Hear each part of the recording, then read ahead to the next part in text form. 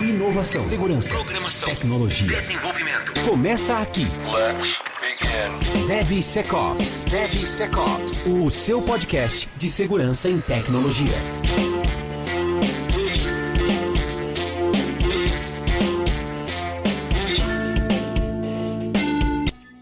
Fala, seus arrombados. E aí, como vocês estão, rapaziada? Só porque eu tô tomando uísque hoje, vocês estão roubando minha fala, né? Cara, fazer o quê, Tá né, velho? bêbado, mano. Hoje a gente vai dominar essa bagaça aqui que o Cássio tá bêbado. Um anfitrião. Um dia, mas não é hoje. Olá, pessoal, sejam muito bem-vindos a mais um episódio do DevSecOps Podcast. Eu sou Cássio Pereira. Sou Marcos Santos. E Rodrigo Balbino.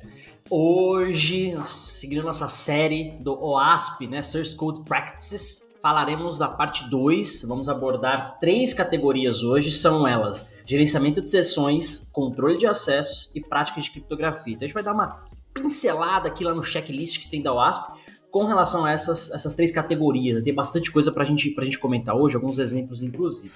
Antes de começar o episódio, obrigado pelo Gabriel não ter vindo, só atrapalha. Graças a Deus, irmão. E um pouquinho mais importante, falar dos nossos parceiros que nos ajudam, né, o podcast e promover conteúdo e tudo mais. Marcos está mostrando aí para quem está no YouTube, tem um brindezinho aí, porque ele está mostrando que ele já ganhou. Mas vale lembrar que o DevSecOps Podcast tem o apoio da Checkmarx e da Nova 8, que são especializadas em segurança de software. Peraí que caiu minha cola aqui. Em segurança de sistemas e código seguro. O link da Nova 8, que é a distribuidora da Checkmarx no Brasil, está abaixo na descrição do episódio, no nosso site também, no link do YouTube. Lembrar que a Contabilidade Olímpia é especializada em profissionais da área de TI. Se precisar abrir sua empresa ou ligar de contabilidade, entre em contato com o pessoal da Contabilidade Olímpia, que eles estão prontos para te atender.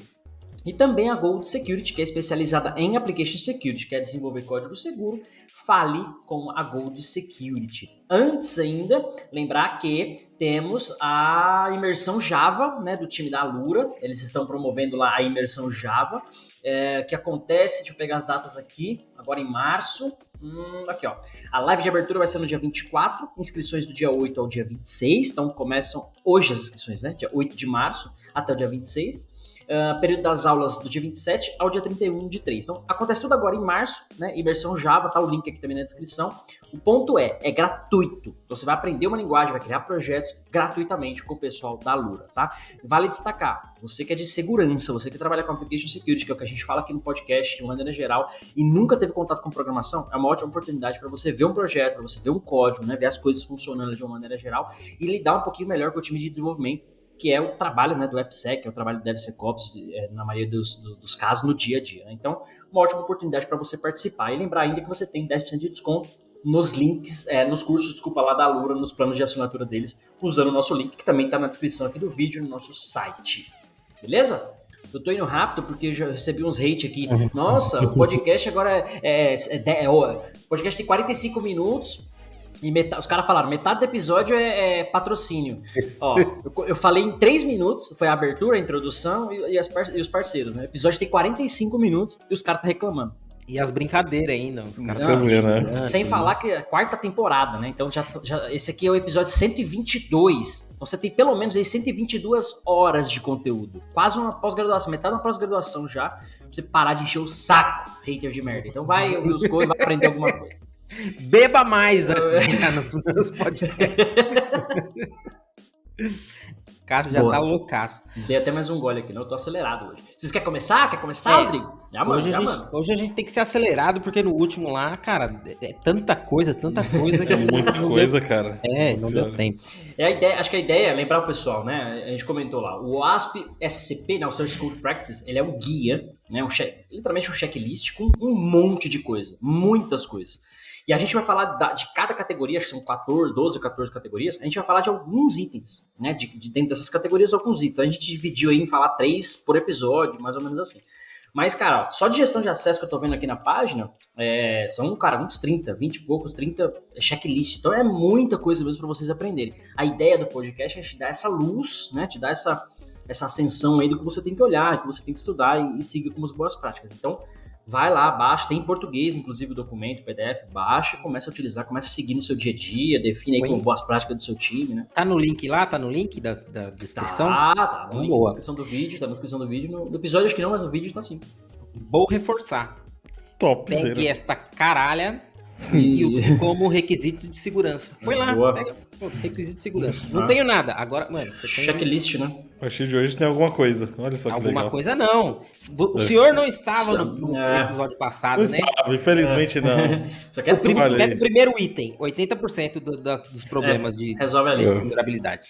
Aliás, você falou de requisito de segurança, pessoal ouvintes aí de uma maneira geral, aguardem um projeto fantástico para ser anunciado aqui. A gente está acertando alguns detalhes ainda, mas tem um projeto fantástico para a gente anunciar aqui no DevSecOps Podcast em primeira mão, de uma ferramenta relacionada a isso que o Rodrigo falou, de requisito de segurança. Então, aguarde nos próximos Dá um episódios, spoiler, com hein? Dá um certeza. spoiler. Requisito de segurança, é tudo que eu posso falar no momento.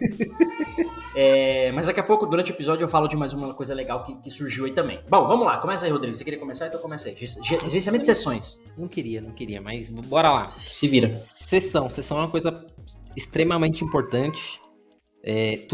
Sempre que você faz uma autenticação, sempre que no software você precisa identificar quem é que está usando. Se é um sistema, se é um usuário. Quando você está fazendo compra lá, você está colocando um carrinho de compra, você está em uma sessão. Então, a prioridade, geralmente, de um site é identificar quem está acessando. Isso é o prato cheio para um hacker, porque assim que você faz o seu login, assim que você estabelece uma sessão, você já está autenticado. É como se você tivesse a chave do cofre. Então, tudo que a gente vê aqui vai ser respeito a como você protege essa sua chave. Então, a gente vê coisas aqui, por exemplo, logo no primeiro item, que é você estabelecer um controle uma específico. Uma sessão que ele vai reconhecer quem é. Tipo, ele vai identificar quem são os... Quem gerou aquela sessão? É um Isso. serviço, é um usuário, uma pessoa, né? E ele vai usar as propriedades que ele quer. Então, pode ser que ele tenha seu e-mail, pode ser que ele tenha sua chave, ID, que ele gerou, alguma o coisa ID, assim. então, essa informação.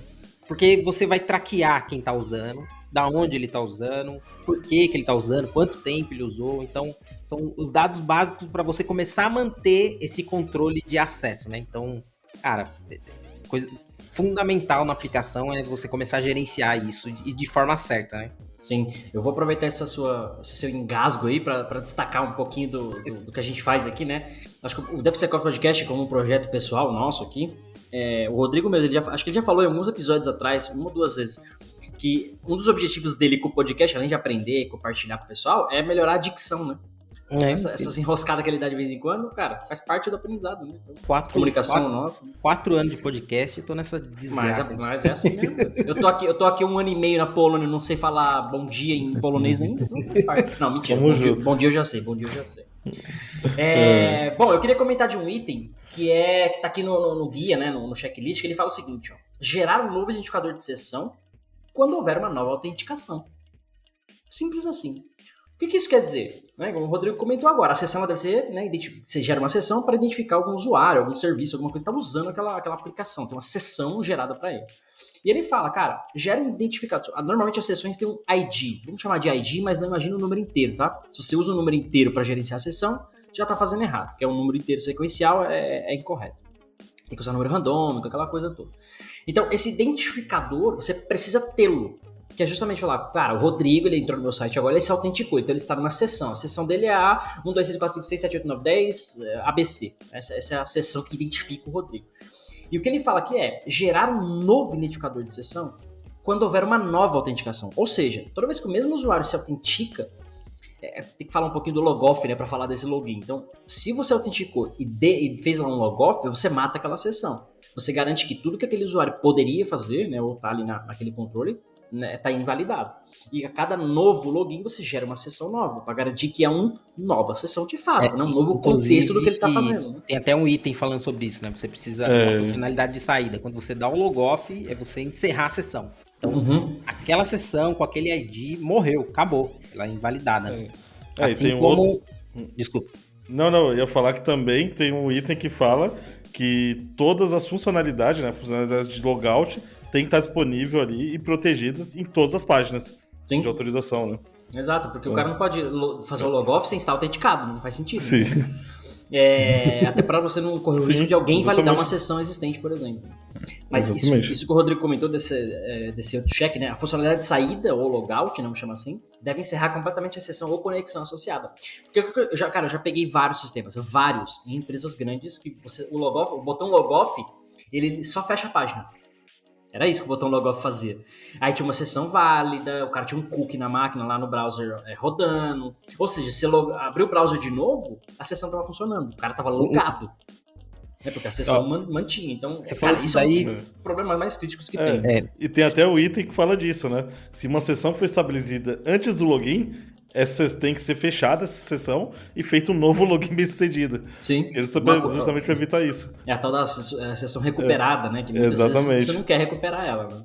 Pegando em balde daí que vocês estão falando, tem um item aqui que fala que é para você armazenar em locais específicos os seus dados de sessão. Para não acontecer exatamente isso daí. Você fecha a sessão, quando você abre ele está lá. Eu já vi casos de você abrir outras sessões, entre aspas, né? Porque daí você não pode nem chamar de sessão. E você você estava lá logado. Então, você abriu uma outra instância do browser, você já estava logado. Uhum. Então, isso é perigosíssimo, porque você sai abrindo um monte de sessão e daí o cara só precisa pegar. Eu já vi isso só que há um tempo atrás. O pessoal entrava em Lan House, essas coisas, e o próximo que Lan House não, né? Mas esses computadores de acesso à internet, tipo pra poupar tempo, acesso público isso, ali, né? Acesso público. E daí o cara sentou, tinha um monte de sessão aberta com login, um monte de coisa. O cara só abriu o browser e estava lá. Então, olha o perigo disso. Você acessa em local público, deixa suas credenciais lá. Né? Esquece sua chave lá. Inclusive, eu não lembro se tem no guia completo aqui, não vou ler ele agora, a gente já tá pegando aqui na íntegra, mas é uma boa prática, inclusive, ao fechar o navegador, você identificar isso na sua aplicação ali no front-end e encerrar a sessão por si só. Como se fosse um logout de fato. Né? Mesmo que o usuário não clicou no logout, mas que é o que os bancos fazem. Você loga no seu Bankline e fecha o browser e abre de novo, ele não vai estar logado. Né? Você tem que autenticar de novo, fazer tudo de novo. Se der refresh no browser, ele desloga. Então, cara, isso é um controle absurdo, assim, que evita 800 milhões de problemas relacionados à sessão e tal. Cara, isso é muito crítico, cara. Isso é muito crítico. Fala aí, Marcos. Inclusive, tem muita aplicação, inclusive que a gente conhece, que permite logins simultâneos, né, com o mesmo ID de pessoa. Então, o meu ID é o 5, tem o ID 5 em 10 máquinas diferentes. E, cara, isso pelo forma aqui não é permitido, né? Não permite esses logins simultâneos com o mesmo ID. Uma coisa que ajuda a evitar esse tipo de coisa, que é mais um item aqui, que é estabelecer tempo de expiração da sessão. Então, e sendo o mais curto possível. Isso é bem interessante. É chato, às vezes, né? Porque às vezes você tá usando lá e de repente, pum, caiu a sessão, você tem que logar de novo. Mas é seguro, porque se você esquece aberto em algum lugar, se você deixou de um dia para o outro, morreu a sessão. Tipo, ninguém vai entrar lá na sua sessão porque ela vai morrer sozinha. Então, se esqueceram de implementar logout, se você esqueceu de fazer o logout quando saiu da máquina, alguma coisa do tipo, se passar o tempo de expiração, você tá safe ali, né? Boa. Inclusive, esse item específico, eu não sei se tem aqui neste guia, mas eu já li este mesmo item, tanto na ISO, uma das ISOs da vida aí, talvez na 27002, não me recordo, e no PCI. Eles são requisitos desses dois standards, né, desses dois padrões, que é literalmente você ter um tempo de sessão. E lá eles estipulam o tempo, que em média, dependendo do contexto da aplicação, é de 15 a 20 minutos. Era 20, depois baixaram para 15. Eu não lembro se um ou outro estipula esse tempo, mas PCI eu sei que tem isso. E na ISO 27 alguma coisa, talvez 27002, tenha isso também. Não sei se outro lugar tem, mas é um requisito lá, né? Suas sessões têm um tempo de expiração definido. Que é esse caso que o Rodrigo falou, a máquina tá ligada, deixou o navegador aberto, né? Literalmente, não só deixou aberto, mas é parado, né? Que eles chamam de idle. O negócio tá lá dormente, né? Você deixou aberta a aba lá, por exemplo, e não tá navegando, não tá mexendo, não tá fazendo nada, por 15 minutos ou 20 minutos, enfim, ele vai expirar a sessão e vai deslogar literalmente o usuário. Ou vai ficar lá parado. Quando você faz uma ação, passou desse tempo, ele vai autenticar de novo e tal, vai verificar que você expirou a sessão e pede pra você reautenticar para validar a autenticação. Que é literalmente para proteger o... Você tá lá com a tela aberta, você saiu, vem alguém e utiliza a sua sessão, né? É quase uma proteção física isso, né? Olha que loucura, né? Tem outro que é bem interessante aqui, que é proteger os dados de sessão no server-side. Então, Se você controla a sessão, parece besteira. Essa é óbvia, né? Não ia nem falar, mas tudo bem. Eu Boa. também não. Então, mas Boa. eu já vi acontecer de ter sessões controladas pela aplicação. JavaScript. Lá no JavaScript. O que é isso daí? O que isso quer dizer? Vocês estão ouvindo o barulho da chuva aqui? Só pra... Tá um barulho do inferno aqui pra mim. Tá chovendo, mas segue a vida. Tá chovendo, aí. mas segue a vida, vai Segue a embora. vida. Tá um barulhão, um monstro aqui. O que isso quer dizer? Que quando você faz autenticação, alguém tem que ficar responsável por gerenciar isso. O tempo de expiração, se tá autenticado ou não, como ele gera e tudo mais. Se você colocar isso no seu front, o cara tem acesso a como você gerencia essa sessão. Ou seus dados, onde que tá armazenado. E daí ele começa a brincar com aquilo. Então, quando ele faz isso, ele pode começar a assumir sessões de outros usuários. Se você faz isso via server-side, ele não tem acesso a isso. A única coisa que o servidor vai responder para ele é se está autenticado ou não. E acabou. Ele não tem como ele ficar validando, mas como que é o cookie, como que é o login, como que é não sei o quê. Acabou, o cara não vai ter acesso. É de extrema importância. Eu achei bem interessante, porque eu já vi acontecer várias vezes. Inclusive, quando a gente está falando de sessão de uma maneira geral, cookies fazem parte disso, né? Porque é onde normalmente os dados de sessão estão associados ali, criptografados e tal, mas normalmente cookies, porque eles que... Talvez a forma mais simples ou mais fácil de gerenciar isso. Né? Então vale lembrar que tem uma boa prática aqui também, entender um pouquinho sobre cookies e essa questão de gestões. Aí. Beleza? Próximo tópico? Vamos pro próximo, Access Control, né? O que não falta é coisa para falar aqui. Vamos aí. lá. Controle de acessos, né? Ou, como o Marcos falou aí, Access Control. Quer falar, Marcos? Quer pegar o primeiro aí? Não. Cara, eu quero pegar porque tem um aqui que eu Então gosto pega aqui. bastante. Pô, lá ele, rapaz. Lá ele. Segurança, tecnologia, DevSecOps. Tem um aqui, cara, que, assim, eu gosto bastante, esse Access Control.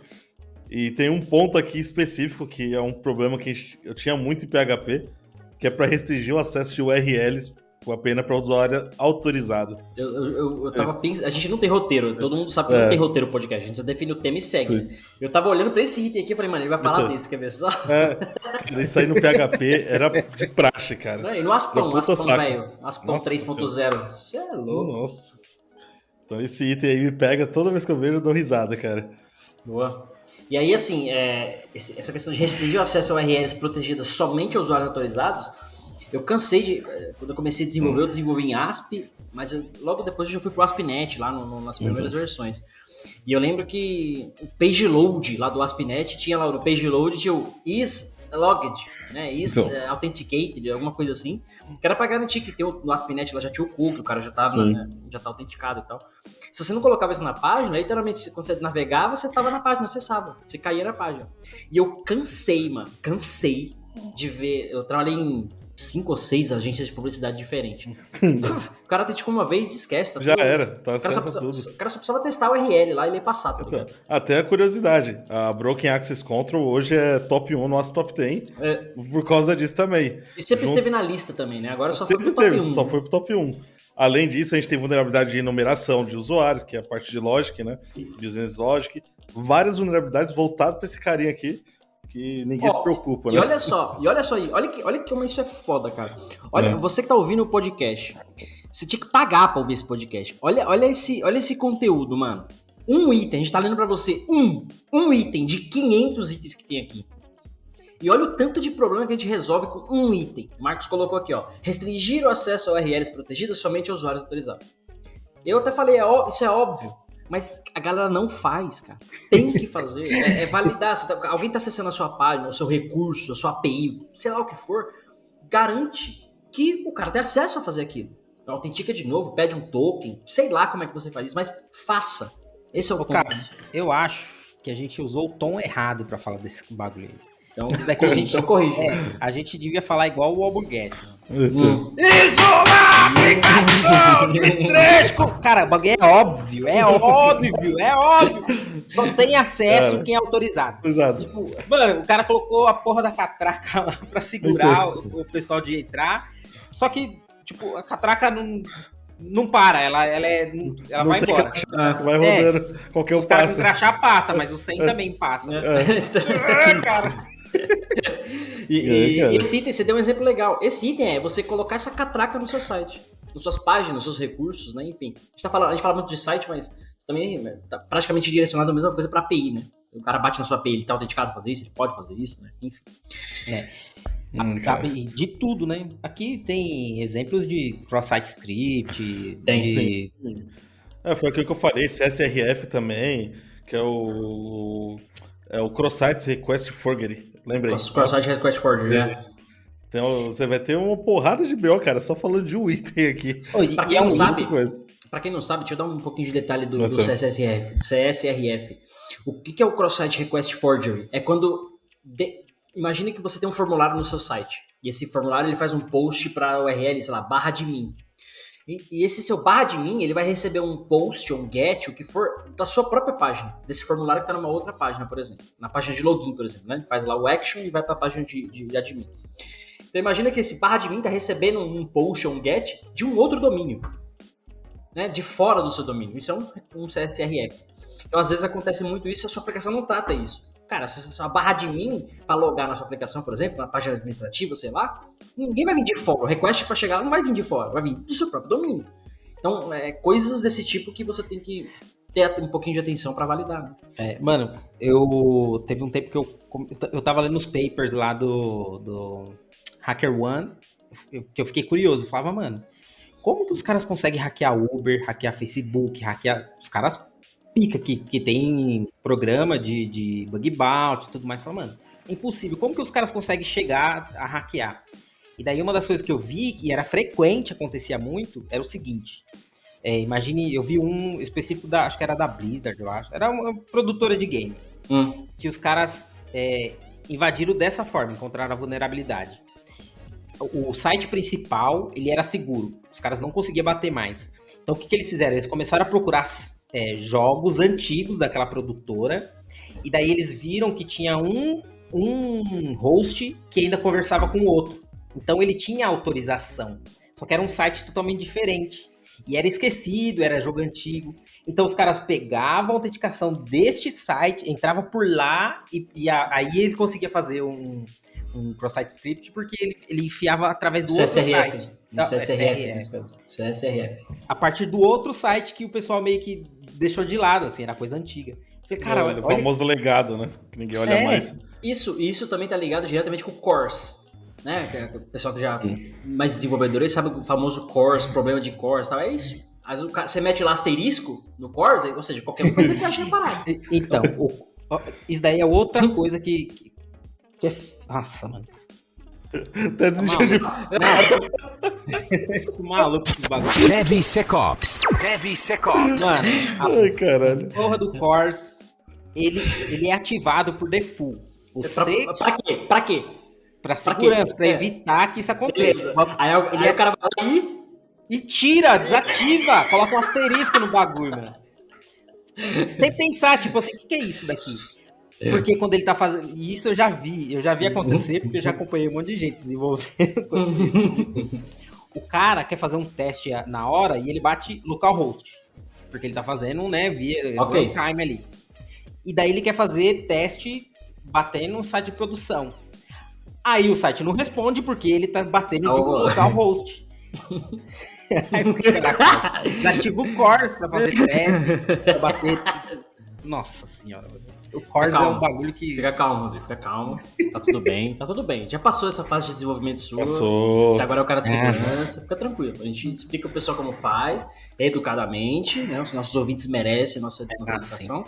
Mas faz esta porra! Quer ver tem um outro ponto também que fala nessa parte de Access Control, que é para restringir o acesso a arquivos e outros recursos, incluídos aqueles fora, né, do controle direto do aplicativo, apenas para usuários autorizados.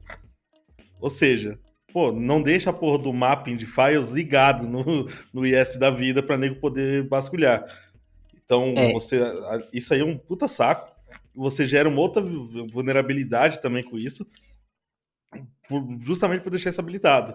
Então você pode ter até algum tipo de injection, você pode ter um problema de criptografia, são tantas vulnerabilidades por causa de uma funcionalidade ligada que é complicado. esse item mais 50, que tem um monte que é parecido, que Oh, é basicamente restringir acesso a usuários autorizados. Então, restringir acesso de URL, de função, de referência de biblioteca, de tudo aqui, mano. Tem um milhão de coisas. Tem um item aqui que é legal, ó. Restringir o acesso aos arquivos e outros recursos, incluindo aqueles que estão fora do controle direto da aplicação. Somente aos usuários autorizados. Foi o que eu falei. O Marco acabou de falar, o cara tá bêbado, tá surdo. Tá surdo. Foi só lisura. Mas é porque esse item, sim, cara, é aquela história. O cara, ele fala assim, eu tô lendo... E ele tá ligado com o que a gente falou no episódio passado lá. Validar os inputs. Validar all inputs, né? Agora foi da hora. Eu li a mesma coisa só pra os caras. Mas é o seguinte. O cara fala, minha aplicação, ela lê um arquivo aqui do servidor. Um arquivo de configuração, sei lá o quê. Esse arquivo, ele não tá no seu controle de aplicação. Você lê ele, você imagina que ele vai estar lá, ele tem alguns parâmetros que você vai tratar ele na sua aplicação. Mas a sua aplicação não sabe quem tem acesso àquilo. Quem pode, por exemplo, manipular aquilo para injetar alguma coisa maliciosa, a sua aplicação crashar ou, né, ter um payload malicioso, coisa do tipo. Então, essa questão de gestão de acesso, ela vai além do código. A gente está falando, de uma maneira geral, do contexto da aplicação, servidor, infraestrutura e tudo mais. Então, você tem lá, por exemplo, os servidores. Quem pode mexer naquele servidor? Quem pode colocar arquivos lá que a sua aplicação lê, por exemplo? Eu tenho feito muito assessment de aplicação em Kubernetes agora, em container. E os caras falam assim, não, o file system do container só a aplicação tem acesso a ler. Eu falo, beleza, e quem tem acesso a gravar? O admin. Já tá errado, mano. Se alguém tem acesso a gravar coisa lá, a aplicação pode ler, a aplicação valida, tá validando? Não. Então, você tem um problema, porque se o admin colocou alguma coisa maliciosa lá, a aplicação vai ler sem tratamento, então você tem que ter o tratamento do lado da aplicação, que eu estou lendo é o que eu espero, validate all inputs, que é o que a gente falou no episódio passado, e quem tem acesso a colocar arquivos lá, é o admin, é um serviço, é uma conta, por que tem que colocar arquivo lá, deve colocar arquivo em produção, faz sentido isso, então essa gestão, né, de acesso de uma maneira geral, é uma parada, eu diria que é um dos problemas que mais gera incidente de uma maneira geral em empresas, né, aplicações. Vocês lembram do ano passado, há 2 anos atrás, quando o iFood, todos os restaurantes do iFood lá, esse caso é público, né, então não é um problema falar. Todos os restaurantes do iFood tava lá, Bolsonaro 22. Nossa, me lembro. Não, foi 2018, né? 2018, né? Porque era 22, era 2018. E aí o iFood depois ele falou, saiu na mídia, né? Foi um problema de um terceiro, né? Empresa terceira tinha acesso a base, alguma coisa assim, um serviço que fazia a atualização do nome do restaurante e conseguiu fazer isso. Então, olha a falha de controle de acesso. A aplicação por si só podia estar protegida. Tenta lá usar a API, hackear, você não ia conseguir. Mas alguém tinha o acesso de update na table restaurantes, sei lá, ou serviço, a tela que faz isso, sei lá, e fez.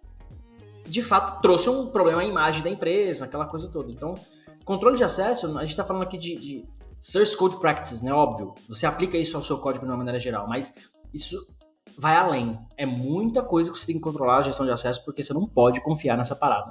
E aí a gente tá falando de um problema do insider, né? Quem audita o DBA, quem audita o auditor, quem audita o admin. Esses caras também têm acesso, eles podem ter mal intencionados e podem comprometer de uma maneira geral. Até linkando com isso que você tá falando, Cássio, tem um outro ponto lá, que esse é o melhor. O Rodrigo já passou por isso, você, eu, acho que todo mundo passa por isso.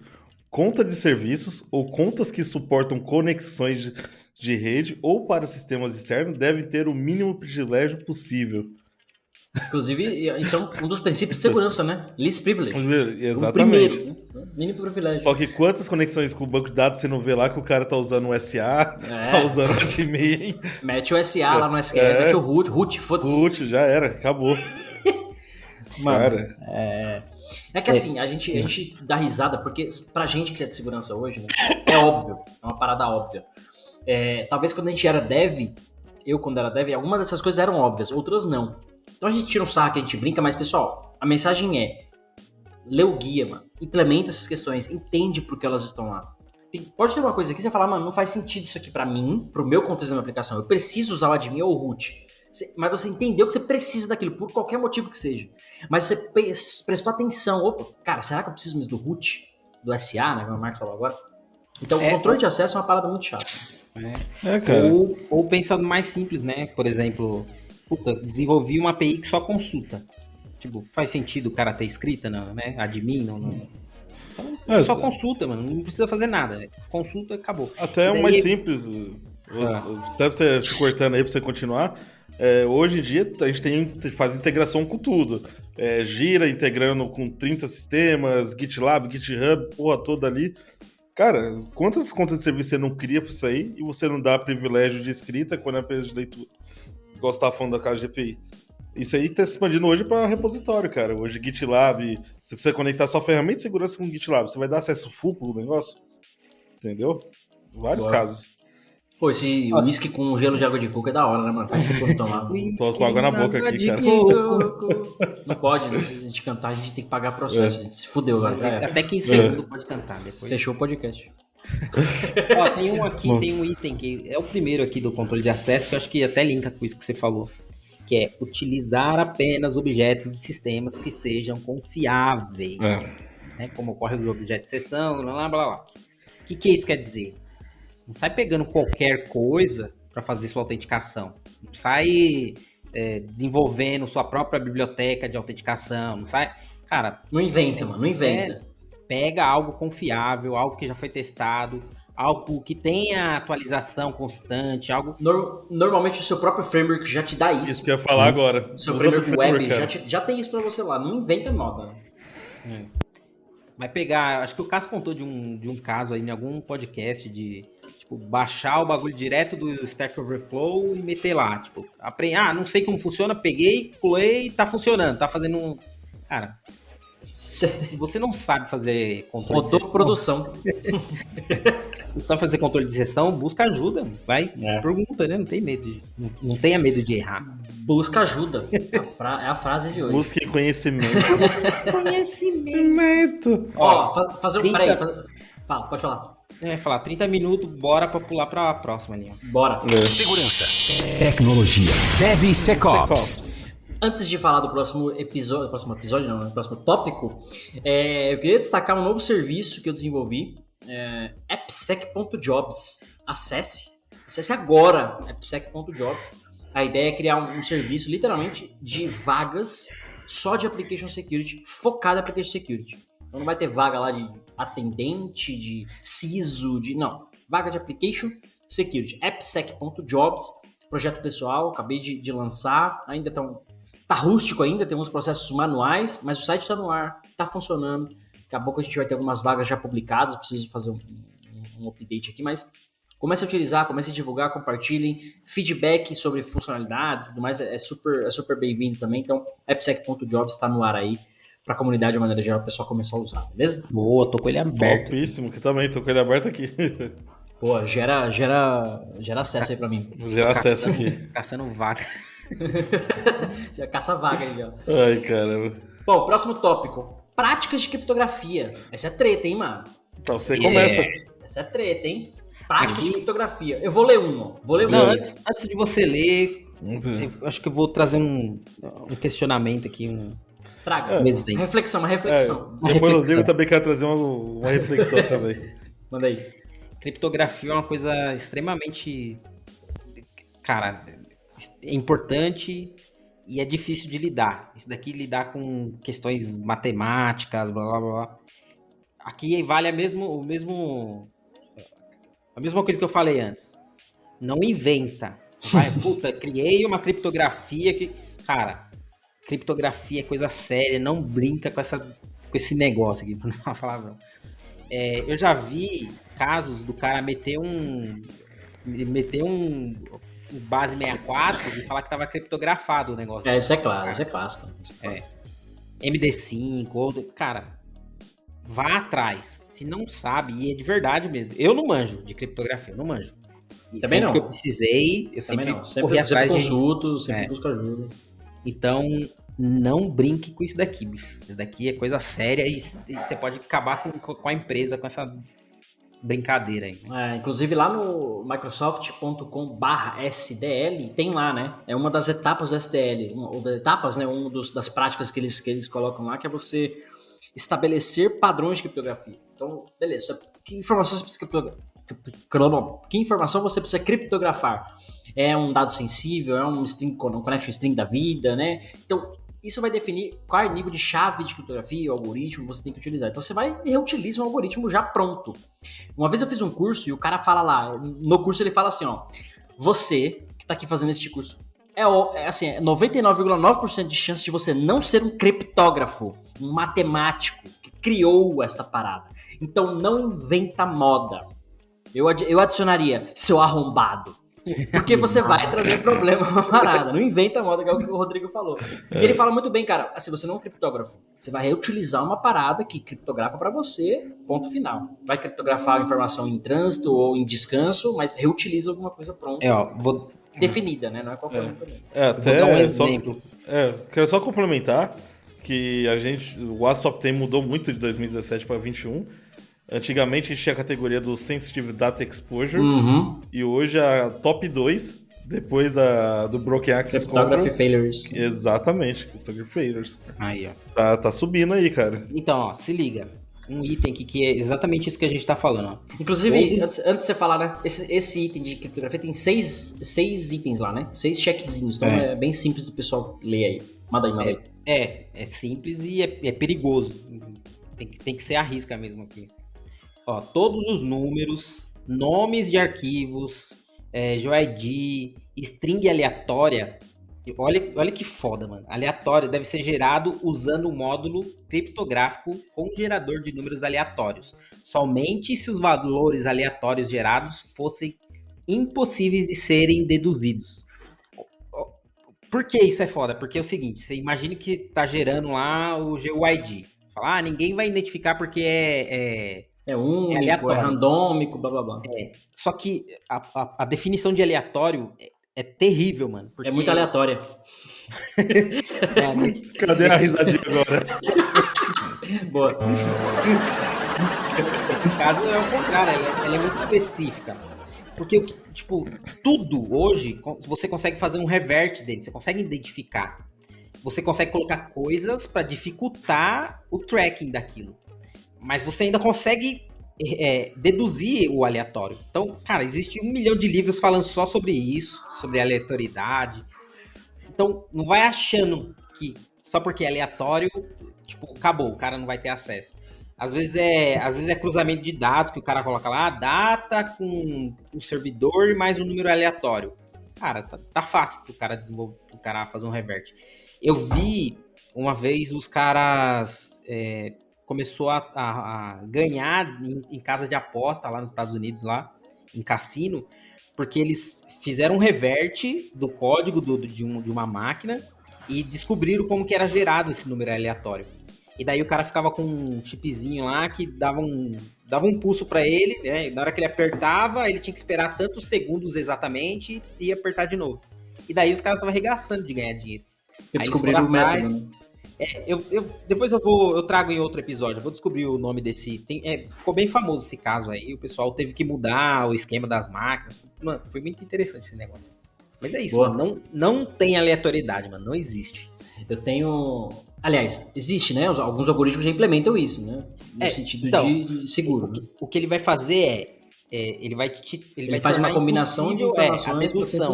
Por quê? Porque ele vai enfiar tanta variável ali no meio que, tipo, você não vai ter acesso a isso e vai ficar... um segredo a 7 chaves lá, né? Isso, pô. Teve uma empresa que trabalhamos juntos, que um dos desenvolvedores uma vez, eu era dev também na época, não era de segurança, e eu lembro que eu falei, puta, cara, o pessoal falou que você fez aí tem uma função, você fez não, né? O pessoal falou que você tem uma função aí de criptografia, eu tô precisando usar. Aí ele, não, é um método aqui que eu que fiz, mano, o bagulho é foda, não sei o que. Eu era dev, eu só peguei, usei, segue a vida e tal. Aí hoje eu fico pensando, caralho, mano, que porra que será que ele fez por trás? Você jogava a string e voltava criptografada, ok. Mas é o que você falou, o que tá lá dentro daquele algoritmo que ele criou, a menos, talvez ele tenha utilizado um algoritmo padrão, uma coisa segura, ok, mas não se sabe. Por mais que isso seja difícil, né, quando a gente fala alguns níveis são difíceis de você ser atacado, hackear e tal, mas dependendo de onde você trabalha, do sistema que você está lidando, isso se torna alvo fácil. Fácil assim, é um bagulho, o ativo que você está protegendo com essa sua criptografia, entre aspas, se ele é tão valioso assim, alguém vai tentar burlar ou quebrar de alguma forma. É mais um vetor de ataque, né? Um vetor de ataque, é a superfície de ataque, você está deixando uma brecha a mais. Por mais difícil que seja, é uma coisa a mais. Então é importante não deixar. Tem um item aqui que ele fala, né? A senha mestre deve ser protegida contra acessos não autorizados. Ou seja, meio óbvio, mas ligado ao Access Control. Exato, você tá ligando as duas coisas, né? Acesso não autorizado, tem uma chave mestra que normalmente gera as criptografias, né? Chave privada, coisas do tipo. Então, é a tal da 7 chaves, né? Tem que estar guardando 7 chaves. Eu lembro que eu trabalhei numa empresa que você tinha lá, a gente usava o HashiCorp Vault lá para fazer o gerenciamento de secrets e tal. E quando você instala o Vault, ele gera lá as unsealing keys, que é as chaves de abrir o cofre. Então tem 5 chaves lá, mais uma chave padrão. Eu lembro quando a gente foi instalar em produção essa parada, eu que estava aprendendo na época de segurança, mais um cara de infra e o gerente de segurança, alguma coisa assim. Só as 3 pessoas na sala, instalou, a gente pegou essa página, tirou um print e imprimiu ali na hora, só a gente com acesso a isso tudo, totalmente offline. Esse print a gente pôs no envelope, fechou esse envelope e ficava num cofre físico. Literalmente. Aí subiu o ambiente de produção, acabou a página. Ou seja, as chaves por si só é difícil você memorizar, né? Elas são muito grandes, então ninguém memorizou. Mas ficava lá o ambiente de subir em produção, era um ambiente de alta disponibilidade, justamente para não cair e tudo mais. E essas chaves ficaram lá, porque se um dia precisar reiniciar a máquina e tal, coisa do tipo, você precisa daquela chave. E aí ficava lá naquele cofre, e o cofre específico, só acho que o diretor de TI na época e de segurança sabiam a combinação do cofre para colocar lá dentro. Então, é esse nível da parada. Porque é uma parada que a chave, né? Eu engole a chave, mas aí você caga a chave, te abre, tá mais fácil. Lembra um episódio do Silicon Valley, você lembra? Ó, o Cabeção lá, que eles estão tentando acessar o SSH da outra companhia, e o Cabeção, tipo, eles perdem a chave e tudo mais, ninguém consegue acessar mais. Só que o Cabeção, ele ficava brincando lá com o cubo e falando a chave. Chave. Nossa, verdade, cara, verdade. Inclusive, você que é ouvinte do podcast aqui, não assistiu Silicon Valley, tá perdendo tempo, cara. Pare agora o episódio, vá assistir Silicon Valley inteiro, depois volte pra cá. Exatamente. Assista Silicon Valley, é obrigatório. Primeiro que Mr. Robot, por exemplo. Deve ter na Prime, né? Tem no HBO Max. HBO Max, boa. Assista. Quero até trazer um ponto aqui, que quando eu falo... Último, hein? O último ponto, beleza. Porque tinha... normalmente quando a gente fala de desenvolvimento moderno de aplicações, aquela porra toda, tem um dos itens lá, e inclusive bate com esse aqui nosso, que é o quê? Os módulos criptográficos devem falhar com segurança. Era esse que eu ia trazer. Que também é um princípio de segurança, o fail safe. Exatamente. Se alguma coisa vai dar merda, dê merda seguro, você sabe que vai estar controlado. Inclusive, isso daí já tá até atrelado ao próxima boa prática, né? Que é tratamento de erro e log. Porque também não adianta nada você proteger, colocar um negócio criptográfico, e daí quando gerar o erro, estoura na tela. Fala, a biblioteca XPTO de criptografia falhou quando você passou o parâmetro X. Aí, mano, aí você já deu meio caminho andado pro cara. Né? Esse fail safe, acho que o melhor exemplo pra isso pra quem nunca assistiu, provavelmente a galera já assistiu, Missão Impossível. Os filmes do Missão Impossível, normalmente, quando ele vai atacar ou invadir um lugar, ele perceba nas falas lá, o pessoal sempre fala assim, vamos fazer cair a energia, porque vai ligar o gerador, vai ligar o sistema reserva. O sistema reserva não tem as medidas de proteção ou de segurança que o sistema principal. Então, quando a gente está falando de fail safe, você garantir que a falha também vai ser segura. Saca? O seu backup, o seu plano de continuidade de negócio, os seus sistemas de backup, eles também estão protegidos. Porque imagina, você tem lá um servidor de backup, caiu de produção, o backup sobe. Só que o de produção você faz scan, você faz hardening, tudo bonitinho. Aí caiu, o backup sobe. O do backup você fez uma vez, há 87 anos atrás, para deixar ele pronto lá para subir. Mas você nunca mais atualizou, nunca mais fez patching, coisas do tipo. E aí quando ele sobe, ele tá cheio de vulnerabilidade, onde o cara consegue explorar e acessar de alguma forma. E pior, vulnerabilidade já conhecida, porque... Sim, software, você não atualizou, né? Quando você tem uma atualização de software, e geralmente sai um paper dizendo o que eles estão prevenindo. Tá prevenindo da falha XPTO. Né? O security fix, né? Então, tem público, a galera já explorou, já tem ferramentas para explorar aquilo. Então, cara, voltou a versão, ferrou, né? Tipo, Exato. É interessante mesmo o Face Safe por conta disso, né? Assista Missão Impossível, todos, que você vai entender um pouquinho sobre o que é fail safe. ou como atacam, né, sistemas de uma maneira geral. O sistema é ultra protegido da indústria lá. Aí o cara desativa a energia, subiu o backup, tá lá, fodeu. Só isso. O cara só deu um reboot lá. Já tornou possível a invasão. Eu sei que o tópico tá bom, mas acabou.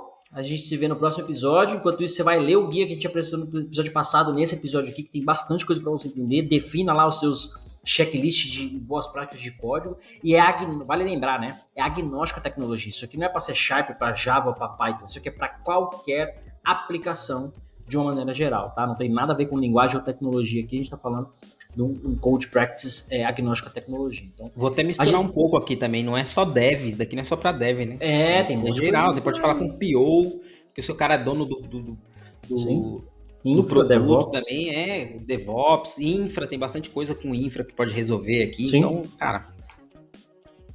E vou seguir o... Fala aí. Sim. Distribua a palavra. Eu vou seguir o conselho do Rodrigo. Todo episódio agora eu vou vir mais bêbado. Boa. Mais legal. Rendeu mais. Vou tentar fazer isso também. O skin tava gostoso, mano. Eu tava precisando, tô cansado. Bom, isso aí. Cansado já, né? Terça-feira, o maluco morrendo já, né? Enfim, terça-feira que é o dia que a gente tá gravando, pessoal. Nos vemos no próximo episódio. Eu sou o Cássio Pereira. É o Marcos Santos. Rodrigo Balbino. E a gente se vê na parte 3, hein, mano? É uma série, não se esqueça. Parte 1, semana passada. Parte 2 hoje. Semana que vem, parte 3. Acho que é isso. Beijo. Beijos de Luiz. Termina aqui DevSecOps. DevSecOps, o seu podcast de segurança em tecnologia. Eu falo com